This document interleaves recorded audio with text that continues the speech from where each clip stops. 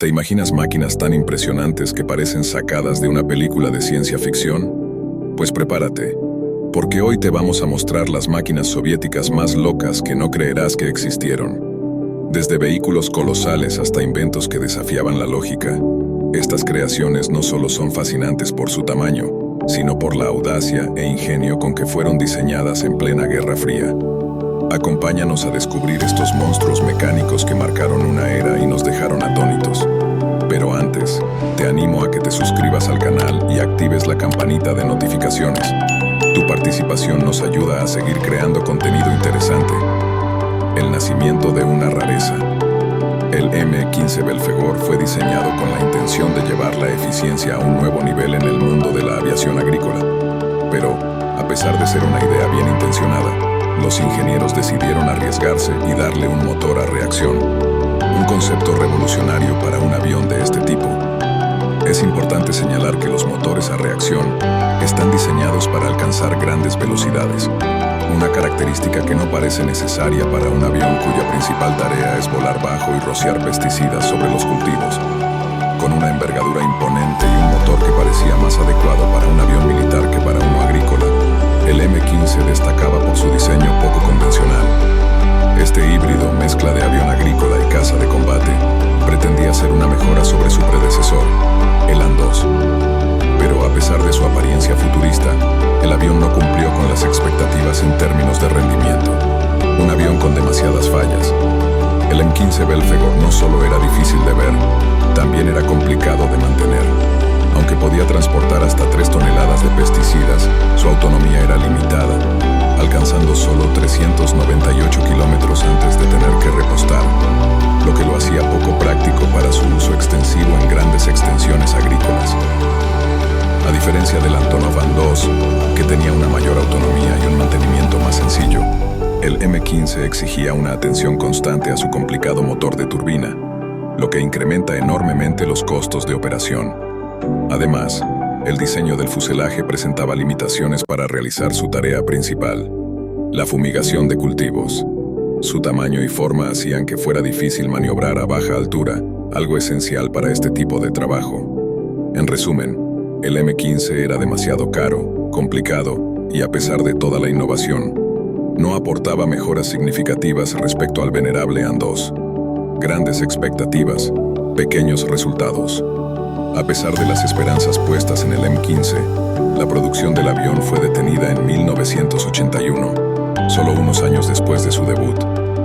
La Unión Soviética planeaba fabricar miles de estas aeronaves, pero los problemas de diseño y los costos elevados hicieron que el proyecto fuera insostenible.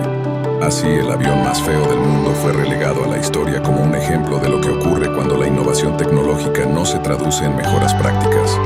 El Lund-clase Kranoplan, una bestia de la Guerra Fría. Pero no todo en la aviación soviética fue un fracaso estético o funcional. Durante la Guerra Fría, se desarrollaron algunas de las máquinas más extrañas y fascinantes jamás construidas, como el Lund-clase Kranoplan, un vehículo híbrido entre barco y avión. Con una longitud de 43 metros, este coloso volador estaba diseñado para deslizarse a pocos metros sobre el agua, utilizando el efecto suelo, un fenómeno aerodinámico que genera un colchón de aire entre el vehículo y la superficie del agua, permitiéndole alcanzar altas velocidades con un menor consumo de energía. Capaz de moverse a una velocidad impresionante de 547 kilómetros por hora y transportar más de 110 toneladas, el Lund-class era una máquina diseñada para el combate. Montaba 8 potentes motores en la parte delantera y estaba equipado con lanzadores de misiles, lo que lo convertía en un arma formidable contra cualquier flota enemiga que osara acercarse a las costas soviéticas. Aunque su desarrollo fue ambicioso, la caída de la Unión Soviética marcó el final del Lund-class. Solo se construyó un prototipo, que entró en servicio en 1987 y fue rápidamente abandonado tras el colapso del régimen comunista. Hoy en día, el único ejemplar restante descansa, oxidándose, como un recordatorio de lo que pudo haber sido. Si estás tan encantado como nosotros, asegúrate de darle like a este video y compartirlo con tus amigos. Además, no olvides suscribirte al canal para más contenido sobre las últimas innovaciones en tecnología. El proyecto E-Caip una nave espacial en la Tierra.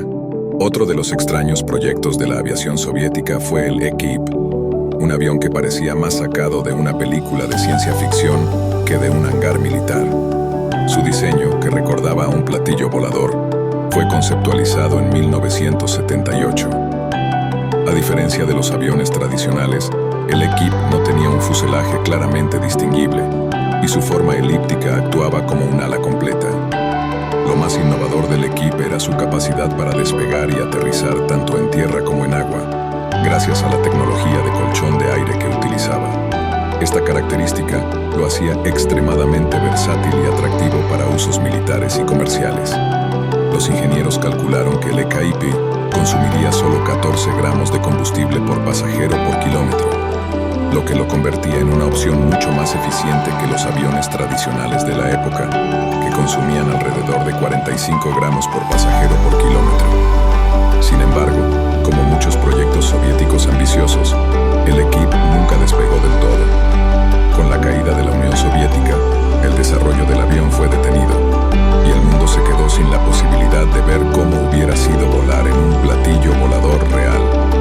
Vehículos anfibios y de propulsión inusual, el B-14 y el ZOM-2901. La Unión Soviética también se destacó por su capacidad de innovar en terrenos que no parecían tener límites.